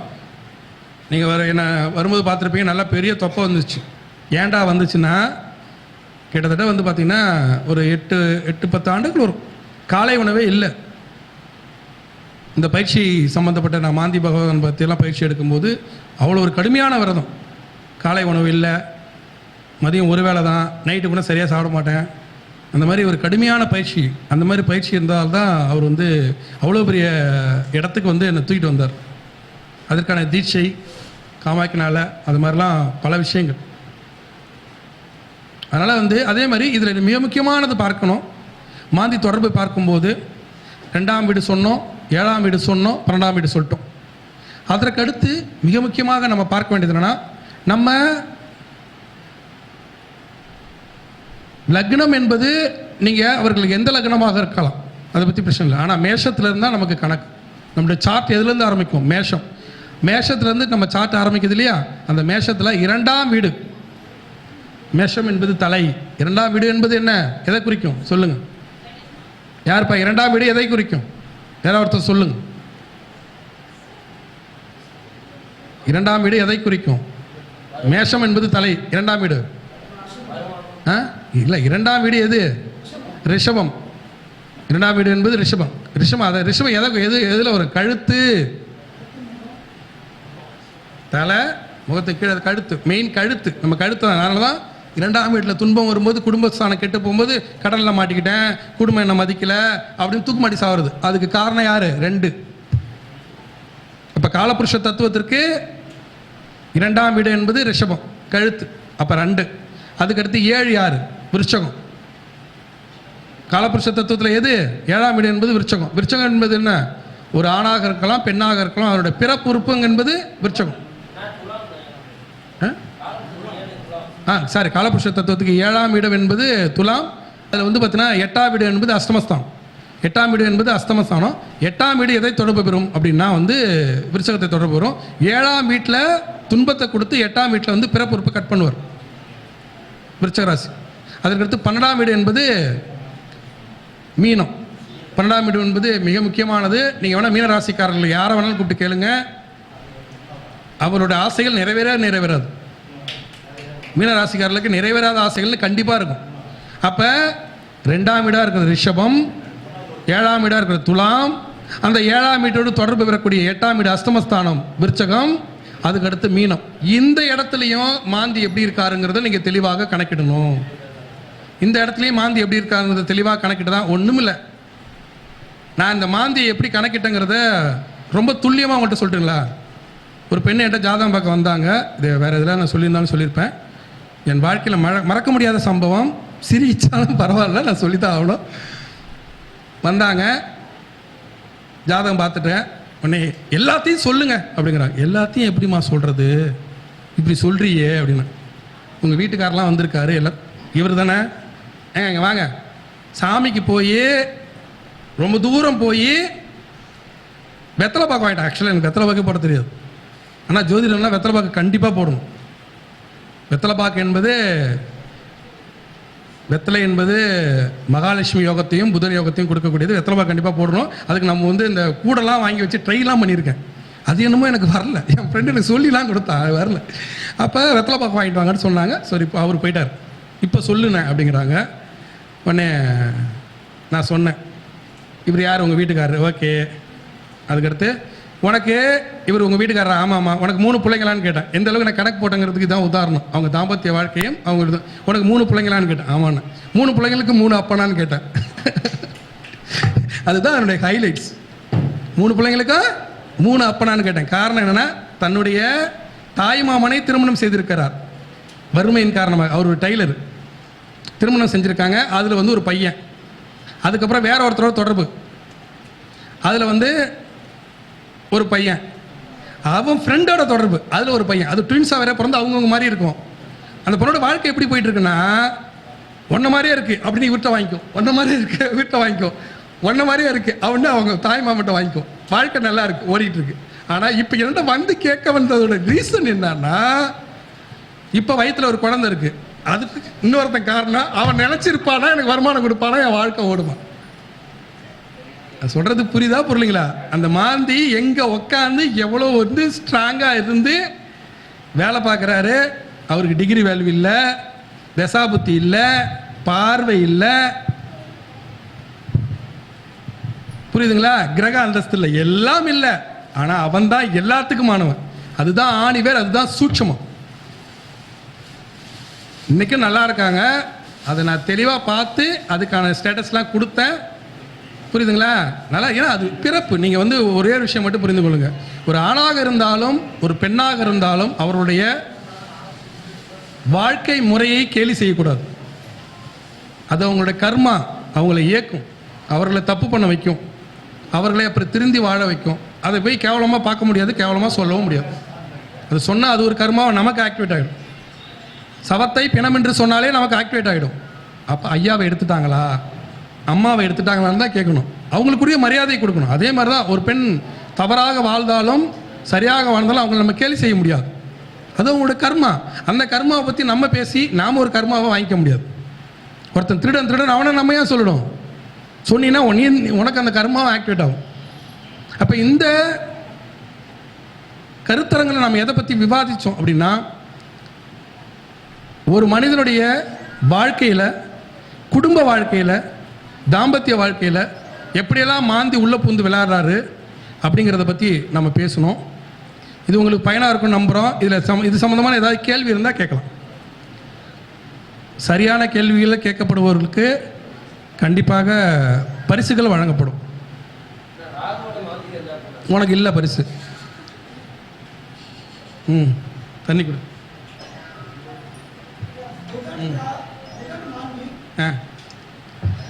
சொல்லுங்க. புதன் மாந்தி சேர்க்கையை பற்றி அது ஒரு தனி வகுப்பே சொல்லணும்.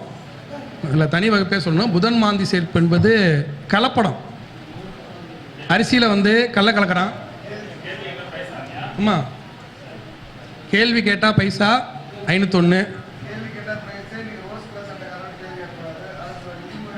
ஆமாம், ஏன்னா இல்லை அதில் வந்து ஒன்றுமே இல்லை. இப்போ எங்கள் பார்த்தி கேட்குறான், பார்த்திக்கு நான் 501 கொடுக்குறேன்னு வச்சுக்கோ, இது செட்டப்புன்றுவான். ஏன்னா பார்த்தி என் வீட்டு புள்ள, அது அவன் என் தம்பி, அவனுக்கிட்டே நான் போய் கொடுத்தோன்னு வச்சுக்கோங்களேன், இது செட்டப்பாக கேள்வி கேட்டுட்டு இவங்க நடிக்கிறாங்கன்றாங்க. அது நாமளே அதுக்கு காரணமாக இருக்க முடியாது. அதனால தான் நீ கேட்காரன்னு நான் சொன்னேன், வேற ஒன்றும் இல்லை. பொது ஆட்கள் கேளுங்க, கண்டிப்பாக கேள்வி சரியான கேள்விக்கும் சரியான பதிலுக்கும் இங்கே வந்து சன்மானம் வழங்கப்படும்.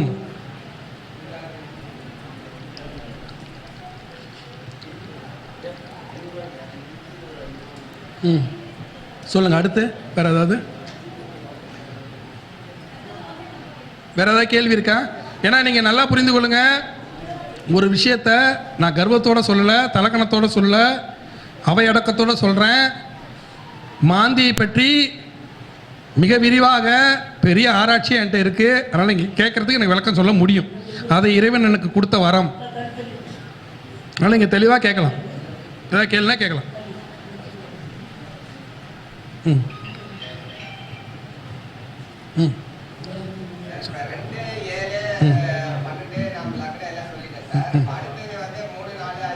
அது வேற தொடர்பு. ஆமா, அது வேற கிளாஸ்ல சொல்லுவேன். இப்போ வந்து தாம்பத்தியத்தை பத்தி தான் எடுத்திருக்கோம். தாம்பத்தியத்தில் தொடர்பு பெறுறது 2, 7, 12 அதை நம்ம சொல்லியிருக்கோம். அவருக்கு உன்னுடைய கர்மாவுக்கான காரகம். அவரு உன் கர்மாவுக்கான காரகன். புரியல? அதுக்கான சரி பண்றதுக்கான நிறைய பரிகார பூஜைகள் மெத்தட்லாம் இருக்கு. அதாவது வந்து பார்த்தீங்கன்னா, இது நான் சரியான கேள்வி. இப்போ வந்து பார்த்தீங்கன்னா, மாந்தி வந்து ஒருத்தருக்கு செவ்வாயோடு இருக்கிறார், புரியுதுங்களா? அந்த செவ்வாய் வந்து திசை வரும்போது அவரோட வேலையை காட்டிடுவார். செவ்வாய் திசையில் சுக்கிரன் சம்மந்தப்படுறாரு, மாந்தி சம்மந்தப்படுறாரு, மனைவியோட வந்து விளையாண்டு கள்ள காதில் கொடுத்துருவார். செவ்வாய் திசையில் சுக்கிர புத்தியில் நிற்கிற வீட்டெல்லாம் நீங்கள் பார்க்கக்கூடாது. மாந்தி யாரோடு இருக்கிறார், மாந்தி நிற்கிற வீடு அப்படின்னா பார்க்கணும். மாந்தி எதுவுமே இல்லை, தனியாக இருக்காரா, அப்போ அவர் வந்து எந்த வீட்டில் இருக்காருன்னு பார்த்துக்கணும். ஆமாம், அவர் வந்து பார்வையெல்லாம் இல்லை. இப்போ மாந்தி வந்து பார்த்தீங்கன்னா சுக்கிரன் வீட்டில் ரிஷபத்தில் இருக்காருன்னா அந்த சுக்கிர புத்தியில் வேலை காட்டுவார். அப்படி எந்த வீட்டில் இருக்கிறாரோ அப்படி. அடுத்து மாந்தியை பற்றி வேற என்ன இதை கேள்விகள் இருக்கா? கேள்விகள் கேளுங்கள். ஐயா அவர்கள் பதில் சொல்ல தயாராக இருக்கிறாரு. அதுக்கடுத்து யாராவது கேள்வி கேளுங்க. நான் அடுத்து மாந்திக்கான பரிகாரம் என்னங்கய்யா? புரியல. கும்பத்தில் இருக்காரு, 2ஆம் இடத்துல இருக்காரு, ஏதோ ஒன்று சொல்லுங்க. தனிச்சில் இருக்காரு. Right, okay okay. 2ஆம் இடத்துல கும்பத்தில் இருக்காரு, தனிச்சிருக்காரு. Very good. அப்போ மகர லக்னம், 2ஆம் இடத்துல மாந்தி. 2ஆம் இடங்கிறது வந்து பார்த்தீங்கன்னா பொதுவாகவே குடும்ப வாழ்க்கை கெடுக்கிறார் இல்லையா? ஆனால் மகர ராசிக்காரனுக்கும் கும்ப ராசிக்காரனுக்கும் ஒரு வேற்றுமை உண்டு. மகரமும் சனீஸ்வர பகவானோட வீடு தான், கும்பமும் சனீஸ்வர பகவானோட வீடு தான். ஆனால் மகர ராசிக்காரன் உழைப்பாளி, கும்பராசிக்காரன் படாபினா பந்தா பார்ட்டி. கும்பராசிக்காரன் பந்தா பார்ட்டி. இப்போ ஒன்றும் இல்லை, இப்போ எங்கள் ஐயா இருக்காருன்னு வச்சுக்கோங்களேன். இப்போ ஒரு மகரன்னு வச்சுக்கோங்களேன். நான் வந்து ஐயா உங்களை நான் அடிக்கிறேன், ஆனால் நான் 100 ரூபா கொடுத்துரும் அப்படின்னா அவர் மகரமாக இருந்தால் என்ன சொல்லுவார்?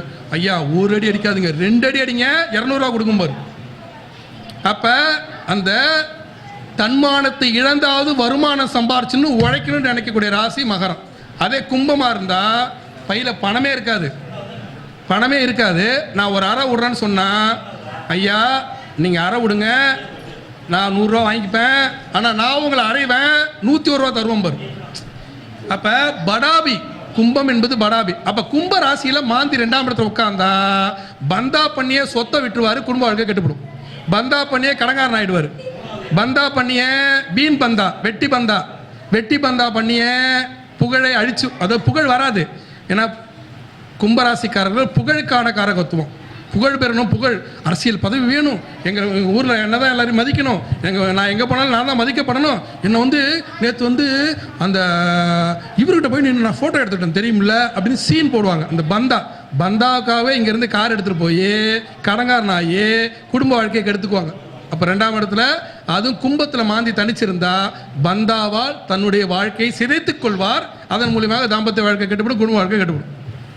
புரியுதா? அடுத்து வேற ஏதாவது கேள்வி? மீனாட்சி பரமகுரு மேடம் அவர்களை வருக வருக என அன்போடு அழைக்கின்றோம். அடுத்த பேச்சாளர் அவங்க தான் பேச இருக்கிறாங்க. அடுத்து வேற ஏதாவதுன்னா கேளுங்க. யாராவது ஒருத்தங்க கூட இன்னைக்கு ஒரு 500 ரூபா வாங்குறது வாய்ப்பு இல்லையா? ஐயா நான் கேள்வி கேட்கலாமாங்கய்யா? உங்களுக்கு இல்லை, அனுமதி இல்லை. மாந்தியை பொறுத்தவரை மாந்திக்கான ஃபர்ஸ்ட் பரிகாரம், பொதுவான பரிகாரம், செலவில்லாத பரிகாரம், ஃபர்ஸ்ட் இறந்தவர்கள் வீட்டுக்கு போங்க. உங்களுக்கு செய்தி கேட்டுட்டாலே போயிடணும். உங்களுடைய சொந்தக்காரங்களாக இருந்தாலும் சரிதான், யாராக இருந்தாலும் சரிதான், அதுக்கு தான் நல்லதுக்கு போகணும் கெட்டதுக்கு போகணும்னு சொல்லுவாங்க. அவர்கள் ஆகாதவர்கள் எதிரியாக இருந்தாலும் அவர்கள் வீட்டிற்கு சென்று இறந்தவர்களுக்கு மரியாதை செய்யும்போது, இறந்தவர்களுக்காக ஒரு மாலை வாங்கி போடுறது, இறந்தவர்களுக்காக வந்து பார்த்தீங்கன்னா அந்த அவங்க அந்த சடங்கில் கலந்துக்கிறது, அந்த ஊர்வலம் வரலைக்கு போய் அவங்கள சவத்தை அடக்கம் பண்ணும்போது கூட இருக்கிறது, இது எல்லாமே மாந்தியை ஃபஸ்ட்டு கட்டுப்படுத்தும். First point. உங்களுக்கு ஒரு உதாரணம் சொல்லணும்னா, நம்ம ஒரு இடத்துக்கு போகிறோம், இடத்துக்கு போகும்போது எதிரில் வந்து சவம் வந்தால் நல்லதுன்னு ஏன் சொல்கிறோம் அப்படின்னா, நம்ம நேராக போகும்போது எதிரில் வந்து ஒருத்தர் இறந்து போய் எடுத்துகிட்டு வராங்கன்னா அவரை பார்க்கும்போது நம்ம ஒரு நிமிஷம் நின்போம், அவரை சந்திப்போம். அப்போ சந்திக்கும் போது அவருக்கு நம்ம மரியாதை பண்ணுறோம். அந்த மரியாதை பண்ணும்போது நம்மளுடைய அந்த காரியத்தில் இருந்த மாந்தி தோஷமானது விலகுகிறது, காரியம் வெற்றி பெறுகிறது. நான் சொல்கிறது புரியுதா? அந்த மாந்தி தோஷம் அங்கே தான் விலகுது, அதுதான் காரியம் வெட்டுறது. அதனால தான் பணத்தை பார்த்துட்டு போனால் நல்லது அப்படின்னு சொல்கிறது. அதே ஆம்புலன்ஸ் பார்த்துட்டு போனால் கெட்டது. ஏன்னா உயிருக்கு போராடிட்டு இருக்காங்க, சனி தான் வேலை செய்கிறார், மாந்தி வேலை செய்கிறார். உயிருக்கு போராடும் தன்மை, உயிருக்கான தண்டனை தன்மை என்பது சனி பகவான், உயிரை எடுக்கும் தன்மை என்பது மாந்தி பகவான். இது நீங்கள் என்ன பண்ணுறங்க, தெளிவாக புரிந்து கொள்ளுங்க. சரியா? வேற ஏதாவது கேள்வி? ஏன்னா அடுத்த பேச்சாளர்லாம் இருக்காங்க. நானே தலைமை தாங்கி நானே ஃபுல்லாக பேசி முடிச்சுட்டு போயிட முடியாது. அடுத்து யாராவது ஒரு சரியான பாயிண்ட், ஒரு சரியான கேள்வி. நான் வேற 501 வந்து மடித்து வச்சுட்டு வந்திருக்கேன். ஏதாவது கேட்பாங்க, நம்ம பாட்டு கொடுக்கலான்னு. என்ன போங்க. எங்கள் ஐயா மீட்டிங்லலாம் ஒரு முந்தானத்து வந்து கொல்லிமலையில் வந்து ஒரு 3-4 பேர் கேட்டாங்க, எல்லாருக்கும் 501 கொடுத்தோம். ஆமாம், கேள்வி கேட்டாங்க, பிடிச்சது இந்த வா கூப்பிடு 501 ரூபா பஸ்ஸு காய்ச்சி இல்லை. இல்லை அது ஒன்று ஒன்றா நம்ம நீங்கள் எத்தனை முறை கேள்வி கேட்டாலும் உங்களுக்கு தரமாட்டார். ஸோ அதனால நீங்கள் வந்து வளைச்சு கேட்டாலும் ஒன்றும் பண்ண மாட்டார், உங்களுக்கு இல்லை. ஏன்னா அது ஒன்றும் இல்லை அவரு. ஆமாம் கண்டிப்பாக இது சரியான கேள்வி. ஆனால் என்கிட்ட சரியான கேள்வி கேட்குறவங்க எல்லாம் 501 இல்லை அப்படி இல்லை. சரியான கேள்வி கேட்குறவங்க எல்லாருமே நண்பர்களாகவும் எங்களுடைய கெஸ்டாகவும் போயிட்டா அதை நான் பிளான் பண்ணி கொடுத்த மாதிரி ஆகிட்டு கொடுக்க முடியாதுல்ல. அப்போ குளியன் என்பது வேற, மாந்தி என்பது வேற. என்னுடைய பழைய வீடியோஸ் எடுத்து பாருங்க, புரியுதுங்களா? சனி பகவானின் பிள்ளையாக பிறந்த குளிகனை பற்றி தனி வரலாறு சொல்லியிருப்பேன், மாந்தியை பற்றி தனி வரலாறு சொல்லியிருப்பேன். அவர் வேற, இவர் வேற. குளிகன் என்பவர் நன்மை செய்வதற்காக சனி பகவானுக்கு பிறந்த பிள்ளை, மாந்தி என்பவர் கெட்டது செய்வதற்காக சனி பகவானுக்கு பிறந்த பிள்ளை. புரியுதுங்களா? வேற அதாவது ஒரே ஒரு கேள்வி, நல்ல கேள்வியா? ஒரு ஸ்டூடெண்டாவது யாராவது இதில் இப்போ என்ன நடக்குதுன்னா, இப்போ வந்து நம்ம இந்த வீடியோவை வழங்கிட்டு இருக்காருல்ல, அவர் யோசிச்சுட்டு இருக்காரு ஏதாவது ஒன்று கேள்விக்கிட்டு நம்ம கொடுத்துடலாமா அப்படின்னு அவர் யோசிச்சுட்டு இருக்காரு. ஏன்னா அவர் சிந்தனை பார்த்தா அப்படிதான் தெரியுது. சொல்லுங்கய்யா. 11ஆம் வீட்டில் அடுத்தவங்க சொல்லி கொடுத்து நீங்கள் வந்து திருவிழாட படம் நினைக்கிறேன், அவர் சொல்லி கொடுத்து நீங்கள் கேட்குறீங்க. 11ஆம் வீட்டில் இருந்தால் நல்லது செய்வார். பொதுவாக மாந்திக்கான பரிகாரங்கள் 11ஆம் வீட்டில் மட்டும்தான் அவர் நல்லது செய்வார். 11ஆம் வீட்டில் இருக்கணும். இன்னொன்று மிக முக்கியமான கேள்வி என்னன்னா, கெட்டவனோட சேர்ந்து, கெட்டவன் கெட்டிடில் கிட்டிடும் ராஜயோகம். ஒருத்தனுக்கு குருவானப்பட்டவர் பகை பெற்றுட்டார், நல்லா புரிந்து கொள்ளுங்க. ஒருத்தனுக்கு குருவானப்பட்டவர், நீங்கள் பார்த்தீங்கன்னா ரிஷபத்தில் குரு பகை, அவன் மேஷ லக்னம், நல்லா புரிந்து கொள்ளுங்க. ஒருத்தன் மேஷ லக்னம், மேஷ லக்னத்துக்கு 2ஆம் வீடு வந்து சுக்கிரன் ரிஷபம், அதில் குரு பகை. அங்கே போய் மாந்தி உட்காண்டார்னா, அது அம்சத்தில் நல்ல இடத்துல உட்காண்டார்னா அங்கே மாந்தி நன்மையை செய்வார், மாந்தி யோகாதிபதி ஆகிடுவான். புரியுதுங்களா? கெட்டவனோடு மாந்தி உட்காரும் போது நன்மையை செய்து விடுவார். எப்பா ஒரு 101 ரூபா கொடு, ஏன்னா அவர் கடன் வாங்கி கேட்டாலும் ஒரு கேள்வி கேட்டார்ல, ஏன்னா மொத்தமாக கேள்வி கேட்டால் 501, இப்படி கேட்ட கேள்வி கேட்டால் ஒரு 101 தானே கொடுக்கணும். அப்புறம் அடுத்து நான் வந்து பாருப்பா, நான் வந்து பொய் சொல்லலை, தனியாகவே எடுத்துகிட்டு வந்திருக்கேன். நான் பொய் சொல்லலை, உங்களுக்கு கொடுக்க முடியாத கெஸ்ட்டுக்கெல்லாம் இல்லை இல்லை ரோஸ் கலர் அதுதான். அது இல்லை 100 ரூபா இல்லையே, 100 ரூபா ஐயா, 100 ரூபா கொடுங்க ஐயா, 500 இருக்கு, ஒரு 100 ரூபா கொடுங்க ஐயா, இன்னும் 500 ரூபாய்க்கு சில்லறை கொடுங்க. வேற வேற ஏதாவது உருப்படியான கேள்வி? ஒரே ஒரு கேள்வி இல்லையே. மாந்திக்கு உச்ச வீடு நீச்ச வீடு இல்லை, மாந்திக்கு உச்சம் நீச்சம் பகை எந்த இல்லை. இந்தாங்க ஐயா, 400 ரூபா தரேங்க. ஒரே ஒரு நபர் நம்ம சம்பத் ஐயா அவர்கள் வந்து ஒரு பரிசை பெற்றுக்கொள்கிறார். ஐயா அவர்களை வருக வருக என அன்போடு அழைக்கப்பட்டு இவ்வளோ நேரம் வரைக்கும் ரொம்ப ஒரு அற்புதமான முறையில் மாந்தியினுடைய மகத்துவத்தையும் மகிமைகளை பற்றியும் சிறப்புரை செய்தார். நம்முடைய சீதா சுரேஷ் ஐயா அவர்களுக்கு இப்பொழுது பொன்னாடை போற்றி சந்திரமாலை அணிவித்து மிக சிறப்பான முறையில் சிறப்பு செய்திருக்கின்றது. இந்த 85வது மாதாந்திர கருத்தரங்க கூட்டத்தில் தலைமை தாங்கி ரொம்ப ஒரு அற்புதமான ஒரு நிகழ்வை நமக்கெல்லாம் சிந்திக்கவும், ரொம்ப ஒரு நுணுக்கமான ஒரு விஷயத்திலெல்லாம் பல தகவல்களும், அதேமாரி இல்லறத்தில் சுகத்தை மாந்தி எந்த அளவுக்கு கொடுப்பார், எந்த அளவுக்கு கெடுப்பார் அப்படின்ற ஒரு விஷயத்தையும் மிக சிறப்பான முறையில் விளக்கத்தை ஐயா அவர்கள் கொடுத்திருக்கிறார்.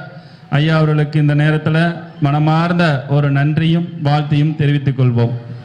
அனைவருக்கும் இந்த கருத்தரங்கத்தில் பங்கெடுத்த அனைத்து ஜோதிட நண்பர்களுக்கும் என்னுடைய வாழ்த்துக்களையும் நன்றிகளையும் சொல்லி மீண்டும் ஒரு கருத்தரங்க நிகழ்ச்சிகளில் மீண்டும் ஒரு நிகழ்ச்சியில் உங்களை எந்த மீட்டிங்கில் கலந்துட்டாலும் எனக்கு ஒரு கெட்ட பழக்கம் உண்டு. ஐயா கொஞ்சம் கவனிங்க, எந்த குழந்தைங்களா கொஞ்சம் பேசாம இருங்க. எந்த மீட்டிங்கில் கலந்துக்கிட்டாலும் சரி, நான் எந்த ஒரு நிகழ்ச்சி கலந்துக்கிட்டாலும் எனக்கு கூட ஒரு கெட்ட பழக்கம் உண்டு. அந்த நிகழ்ச்சிக்கு வரவங்க சாப்பிட்ற சாப்பாடு என் சாப்பாடாக இருக்கணும்னு ஒரு ஆசை, வேற ஒன்றும் இல்லை. அது எங்கள் அம்மா காமாட்சி கொடுத்த வரம். அதனால் வந்து இந்த கருத்தரங்கத்திற்கு என்னுடைய சார்பாக ஒரு சிறு தொகையாக ஒரு 15,000 எனது மகரிஷி ஜோதிட ஆராய்ச்சி அறிவுரகத்திற்கு வழங்குவதில் நான் பெருமகிழ்ச்சி அடைகிறேன். ரொம்ப நன்றி நன்றி நன்றிங்க. இருங்க, நாங்கள் ஃபஸ்ட்டு சிறப்பு செஞ்சிடறோம், அப்புறமேட்டு நீங்கள் எங்களுக்கு சிறப்பு செய்யுங்க. இப்பொழுது மணிமுருகேசன் ஐயா அவர்கள் பொன்னாடை போற்றி நம்முடைய இளங்கோமணி அவர்கள் சந்தனமாலை அணிவிக்கிறார். ஐயாவுடைய மகத்தான சேவையை பாராட்டி ஐயா அவர்களுக்கு ஜோதிடத்துறையின் புரட்சி நாயகன் என்கின்ற ஒரு அற்புதமான ஒரு பட்டத்தை கொடுத்து நம்ம கௌரவப்படுத்துகிறோம். உங்களுடைய உற்சாகமான கைத்தட்டலோட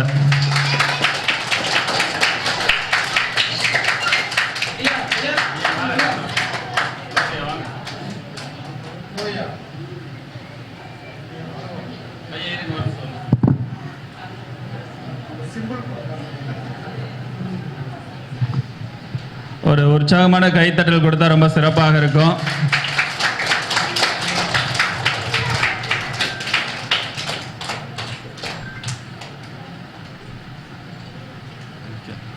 இன்னும் சிறிது நேரத்தில் குழந்தைங்களுக்கு நோட்டு ஜாமெட்ரி பாக்ஸ்லாம் கொடுக்க இருக்கின்றது. அதற்கு முன்னாடி இந்த மாதாந்திர கருத்தரங்க கூட்டத்திற்கு வருகை புரிந்திருக்கக்கூடிய மீனாட்சி பரமகுரு மேடம் அவர்கள் இப்பொழுது சிறப்புரை ஆற்ற இருக்கின்றார்கள். அவர்களை வருக வருக என அன்போடு அழைக்கப்பட்டு இன்னும் சிறிது நேரத்தில் நம்ம குழந்தைங்களுக்கெல்லாம் கொடுக்கறதுனால அதுக்கு தகுந்த மாரி நம்முடைய நிர்வாக குழு பொறுப்பாளர்கள் சில வழிமுறைகள் எல்லாம் அவங்கள கொஞ்சம் கைட் பண்ணுமாறு, குழந்தைங்களை வர்றவங்கள கொஞ்சம் சரியான முறையில் உட்கார வைங்க.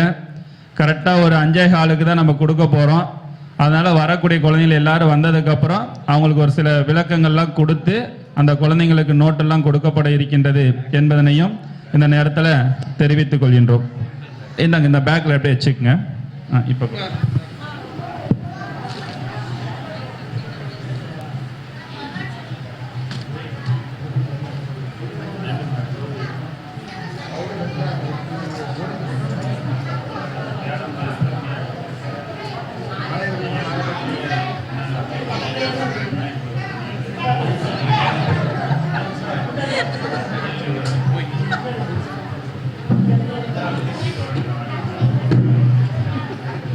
Hi boys and girls.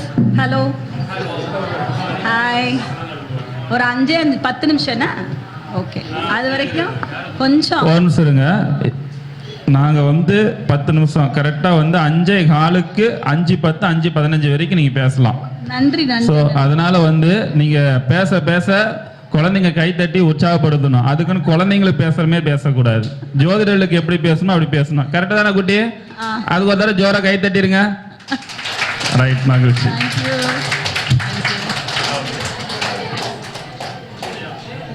திரு சீதா சுரேஷ் ஐயா அவர்கள், திரு சீதா சுரேஷ் ஐயா அவர்கள் அகில உலக மாந்தி ஜோதிடர், மகரிஷி ஜோதிட ஆராய்ச்சி அறிவகத்திற்கு சிறப்பு செய்கிறார்.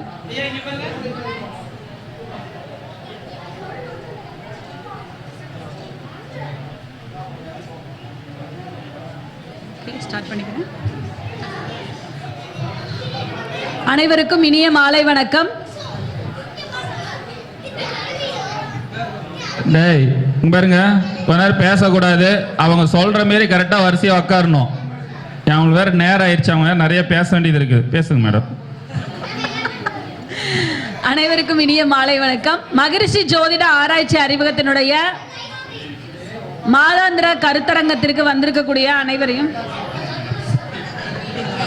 நம்முடைய மாலை மலர் பத்திரிகை ரிப்போர்ட்டர் ஐயா அவர்கள் வந்திருக்கிறாங்க. இங்க இருக்கிறவங்க ஜோதிடர்கள் வந்து அந்த பத்திரிகையில விளம்பரம் ஏதாவது ஒன்று கொடுக்கணும், உங்களோட அட்வர்டைஸ்மெண்ட் கொடுக்கணும் அப்படின்னா ஐயா இங்க வம்சம் வாங்க, ஒரு நிமிஷம். அதுக்குரிய விளக்கங்கள் உங்களுக்கு ஏதாவது வேணும், மாத இதழ் அதே மாரி வந்து பார்த்தீங்கன்னா பத்திரிகையில் விளம்பரம் கொடுக்கறது, இந்த மாரி விஷயங்கள் இருந்தால் ஐயா இங்கே தான் இருப்பார். ஒரு அரை மணி நேரம் இங்கே தான் இருப்பார். ஸோ அதனால யாரோ விளக்கம் வேணும்னா ஐயாட்ட கேட்டு தெரிஞ்சுக்கங்க ஜோதிடர்கள். சரிங்களா? மகிழ்ச்சி. நன்றி நன்றி. டேய் குட்டிங்களா, தம்பி இங்கே பாரு, குழந்தைங்க இங்கே பாருங்க, யாரும் எதுவும் பேசாமல் அமைதியாக உட்காரணும். தம்பி சத்தம் போடாமல் இருங்க, அமைதியாக இருங்க.